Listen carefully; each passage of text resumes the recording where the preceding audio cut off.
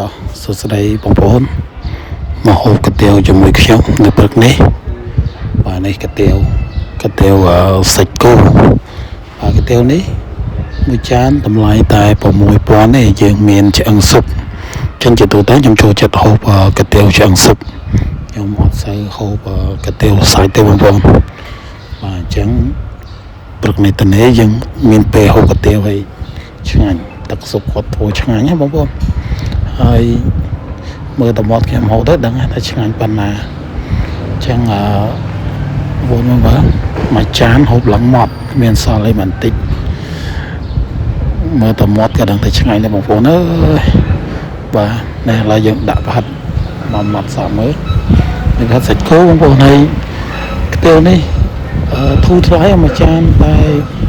6,000 ហើយហូបឆ្ងាញ់ទៀតបាទនេះទីតាំងកាទៀវនេះមានលក់នៅព្រៃជ្រះបាទបងប្អូននៅតំបន់ព្រៃជ្រះស្គាល់កាទៀវតែបងឡុងលីគាត់ធ្វើឆ្ងាញ់ទឹកដៃគាត់នៅតែដែរគាត់ស្លោគាត់ធ្វើទឹកស៊ុបគឺអត់ប្រែប្រួលទឹកស៊ុបនៅតែឆ្ងាញ់អញ្ចឹងគាត់ធ្វើចាំដៃតែខ្ញុំមិនសូវហ៊ានហូបកាទៀវញឹកញាប់ដែរខ្ញុំហូបមួយខែខ្ញុំហូបម្ដងឬពីរដងព្រោះខ្ញុំខ្លាចឡើងគីឡូហូបតិចអញ្ចឹងបងប្អូនដែរមិនទាន់បានមកសាមកកាទៀវហ្នឹងហើយមិនមែនប្រម៉ូទអីឲ្យគាត់ទេបើតែគាត់ថាខ្ញុំហូបទៅឆ្ងាញ់ខ្ញុំជឿតែណែនាំបងប្អូនយើងមកហូបបន្តទៅ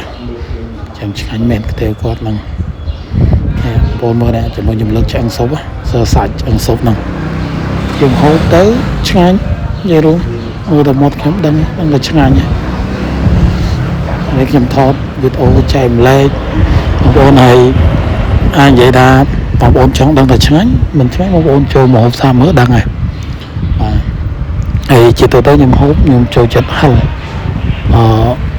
ខ្ញុំដាក់ម្ទេសច្រើនអញ្ចឹងហឹលពេលហូបទៅរៀងឈីឈូចដែរប៉ុន្តែហឹលតែហឹលឆ្ងាញ់ឥឡូវជាមួយយើងហូបទឹកមួយម៉ាត់ទៀតឆ្ងាញ់ណាស់បងប្អូនហើយខ្ញុំបើសិនជាគីឡូទូទៅដូចគេវិញខ្ញុំហូបរាល់ថ្ងៃតែខ្ញុំគីឡូធ្ងន់ពេកតែយើង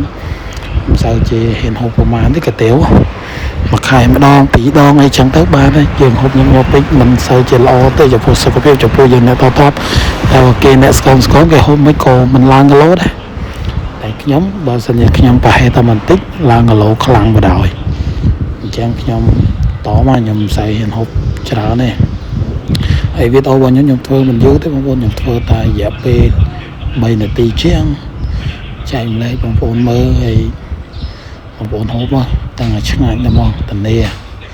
បាទឥឡូវខ្ញុំដាក់ឆ្អឹងស៊ុបមួយម៉ាត់ទៀតអូជាតិណាស់បងប្អូនអើយឆ្ងាញ់ដល់ឆ្ងាញ់ហ្នឹងបងប្អូនរសជាតិនេះទទួលយកបានអញ្ចឹងចំពោះបងប្អូននៅតំបន់ចិត្តយើងហ្នឹងអីមកហូបមកកាទៀវមួយចានតែ 6,000 ទេ